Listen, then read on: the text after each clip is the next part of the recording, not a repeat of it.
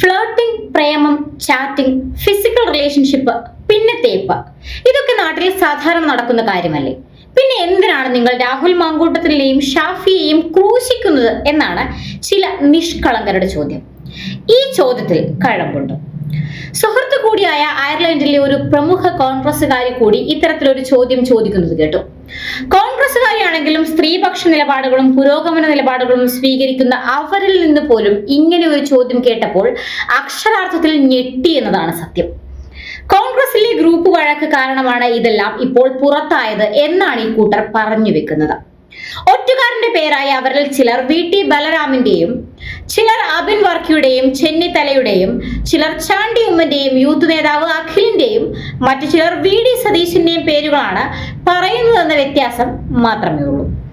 പറയുന്ന പോലെ അത്ര നിഷ്കളങ്കമാണോ കാര്യങ്ങൾ? സാധാരണ പ്രേമവും തേപ്പുമാണോ പ്രശ്നം?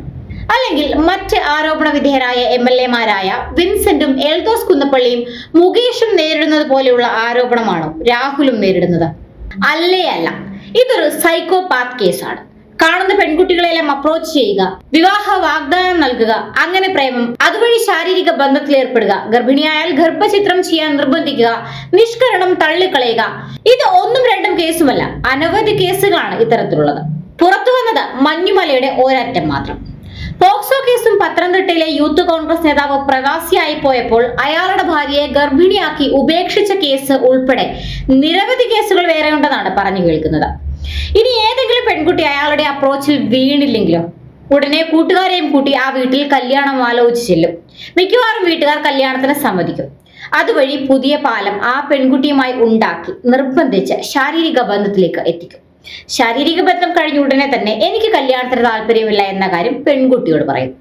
ആ പെൺകുട്ടി വെളിപ്പെടുത്തിയത് ഇതേപോലെ വീട്ടിൽ കല്യാണം ആലോചിച്ച് വന്ന് ബന്ധമുണ്ടാക്കി നിർബന്ധിച്ച് ശാരീരിക ബന്ധത്തിൽ ഏർപ്പെട്ടിട്ട് ആ മുറിയിൽ നിന്ന് ഇറങ്ങുന്നതിന് മുന്നേ തന്നെ തനിക്ക് വിവാഹത്തിന് താല്പര്യമില്ല എന്ന കാര്യം മാങ്കൂട്ടം ആ പെൺകുട്ടിയോട് പറഞ്ഞുവെന്നാണ്.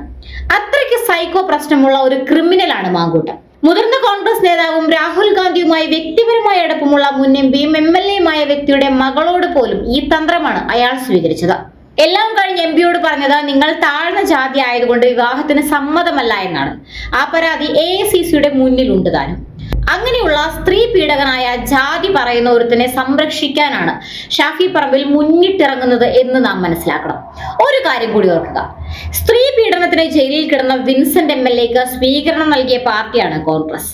അങ്ങനെയുള്ള കോൺഗ്രസ് ഒരു പോലീസ് പരാതി പോലും ഇല്ലാത്ത കേസിൽ ഇത്തരമൊരു നടപടിയിലേക്ക് നീങ്ങണമെങ്കിൽ ഇയാൾ ചെയ്തത് എത്രമാത്രം ഗൗരവമുള്ള കുറ്റമാണെന്ന് കോൺഗ്രസ്സുകാരെങ്കിലും മനസ്സിലാക്കണം. ഇക്കാര്യങ്ങൾ ഇപ്പോൾ മാധ്യമങ്ങൾക്ക് മുൻപിൽ വന്നതിന് കാരണം കോൺഗ്രസിലെ ഗ്രൂപ്പ് പോരായിരിക്കാം. അതിനു പിന്നിൽ മേൽപ്പറഞ്ഞ പേരുകാരും ഉണ്ടായിരിക്കാം. പക്ഷെ അങ്ങനെ ഈ പ്രശ്നം ചുരുക്കരുത്. ഏത് പാർട്ടിയിലാണെങ്കിലും കേരള രാഷ്ട്രീയത്തിൽ ഉണ്ടാകാൻ പാടില്ലാത്ത, ഒഴിച്ചു നിർത്തേണ്ട സൈക്കോ ക്രിമിനലാണ് രാഹുൽ മാങ്കൂട്ടം എന്ന കാര്യത്തിൽ തർക്കമില്ല.